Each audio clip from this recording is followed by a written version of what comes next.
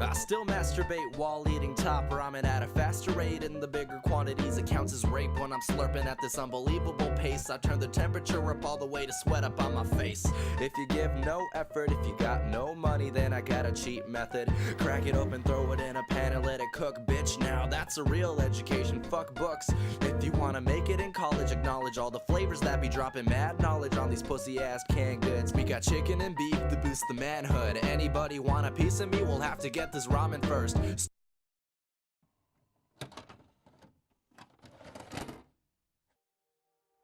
Can you?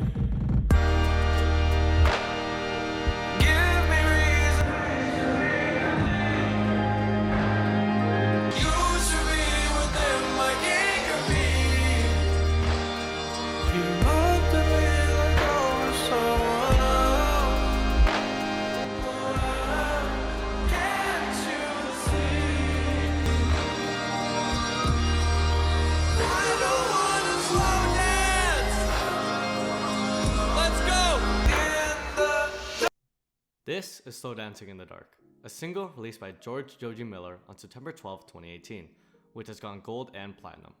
This song was the second single alongside Yeah Right, Can't Get Over You, and Test Drive, which led to its first full-length project under the alias Joji, Ballads 1.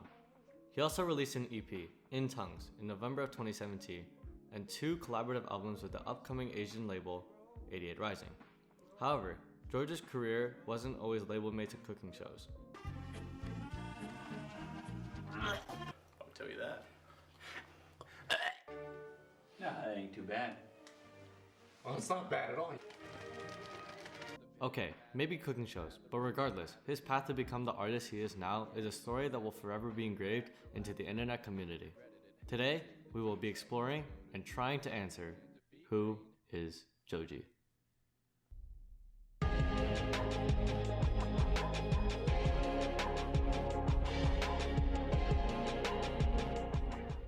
In 2008, George started his first YouTube channel, but it wasn't until 3 years later until we got the first glimpse of the character Francis of the Filth. A hateful, racist, homophobic character who made valid points from time to time.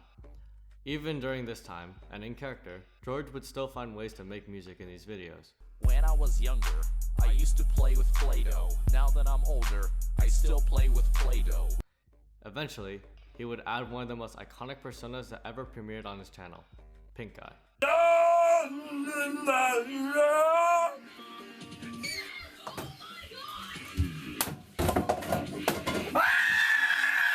And it was this character who made one of, if not, the biggest memes of 2013, the Harlem Shake. Do the Harlem Shake.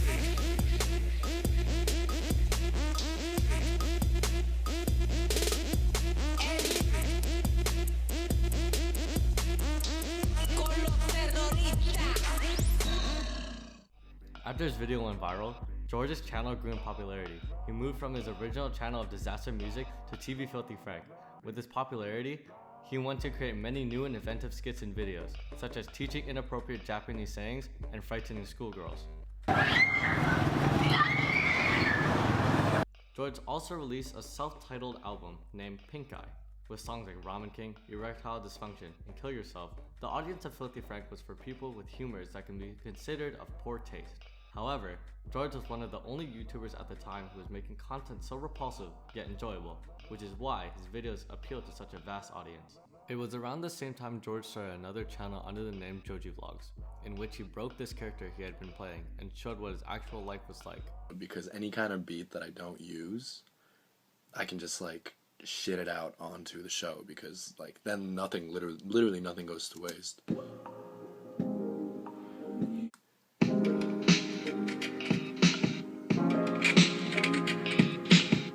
Like そういう感じで it's just like cassette tape no clickety clacks が入っとん。 Over the next few months, George would post 10 videos of him living his normal life and making music for personal enjoyment and for the Filthy Frank channel. Later on, fans became aware of the existence of the vlogs and wanted George to focus on making the main videos instead of showcasing his life on a secondary channel. George soon took down all the videos and carried on only making Filthy Frank videos. As time went on, Frank started frequently collaborating with other content creators such as iDubbbzTV, Max Mofo, Anything for Views, and How to Basic. Together, they became a reoccurring YouTube group named by their fans as the Cancer Crew. These 5 men made videos about playing classic games with twists that could have been fatal, reciting tongue twisters that resulted in getting shocked by an electric collar, and what they were most known for, baking cakes with vomit, hair, and other human parts in it. However, it was during this time George was still making music and uploading it to a private SoundCloud under the alias Joji. The first 2 songs that were uploaded, Thom and He's Up Charlie, were dramatically different compared to what George was making for the Filthy Frank channel at the time. Welcome to the Terror Dome, the upper echelon investing on these large balls. I got these pussy bitches wailing like the Japanese, killer whales, humpbacks, and these narwhals. I'm just... I never see you, I never see you, I never see you, I never see you, I never see you anymore.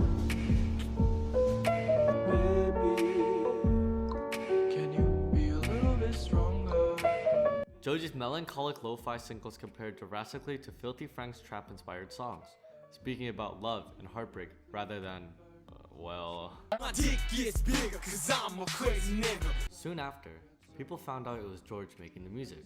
George publicly announced on Instagram that he would be making a full-length project titled Chloe Burbank Volume 1, which was never fully released after 4 years.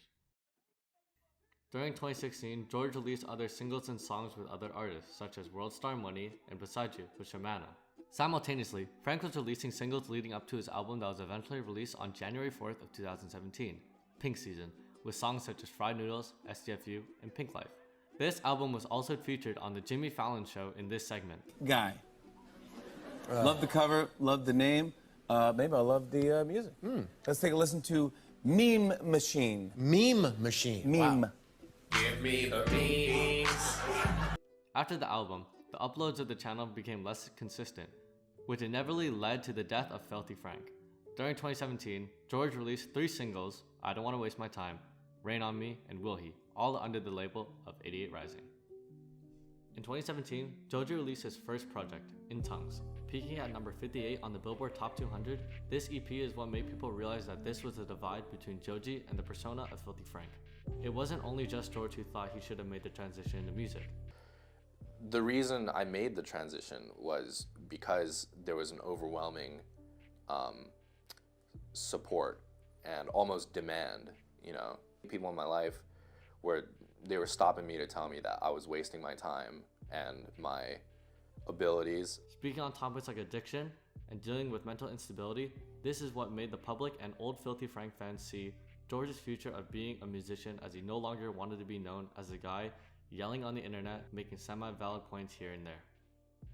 And to finally close any last hopes for the Filthy Frank fans, on December 27, 2017, George posted this tweet stating that he is done with comedy due to his lack of enjoyment doing it and the serious health concerns that he developed while making the show. I have not been well the last couple months. Long story short, I was born with this, but I was recently diagnosed with a brain condition that ironically gives me seizures. From this point on, George put the pink suit down and finally moved on to his dream he'd been chasing for so long.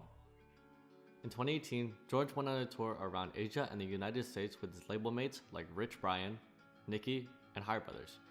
In May, Joji released his first single, Yeah Right, that led to his first album. During the summer of 2018, the label 88 Rising released their first collaborative album, Head in the Clouds. With hit songs like Midsummer Madness and History, this was a dramatic change from Joji's normal sounding music. After this album, George started dropping singles that led to his first album, Ballads 1, the most notable being Slow Dancing in the Dark, a song that speaks on the feeling of being lost and finding comfort in someone who is just as lost as you are, accompanied by a dark ambient instrumental. Many of the songs on the album ranges from being upbeat knowing that your friends are fake to unproductive self-hatred for lust. Little did we know, this was all just the start for Joji. 2019 was the biggest year of all for Joji. Not only did Slow Dancing in the Dark go platinum and surpass 400 million streams, it became an internet trend on the immensely popular app TikTok. Users that made videos using the song would often do a challenge known as a microwave challenge.